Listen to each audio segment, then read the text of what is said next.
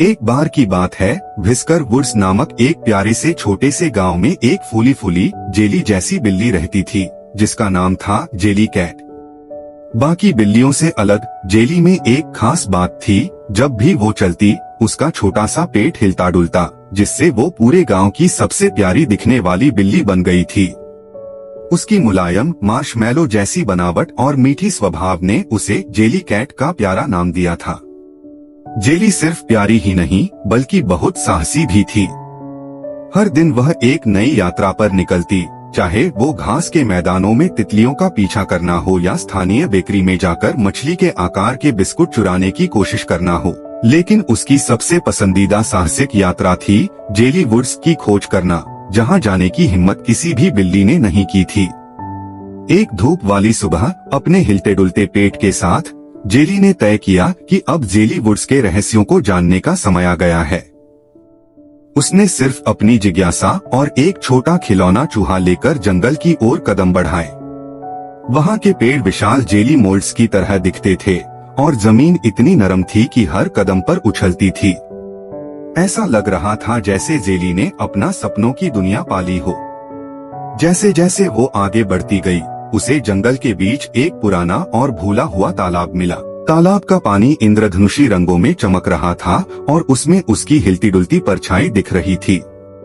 अचानक वहां से एक छोटा सा जीव बाहर निकला, एक मेंढक जिसका नाम था वॉबल, जो जेली की तरह ही हिलता डुलता था।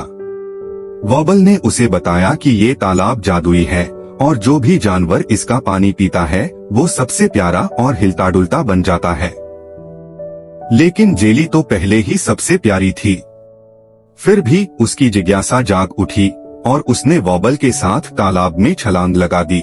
जैसे ही वो तालाब में मस्ती करने लगी, तालाब हंसने और बुलबुले छोड़ने लगा और दोनों को सबसे ज्यादा हिलता डुलता और प्यारा बना दिया।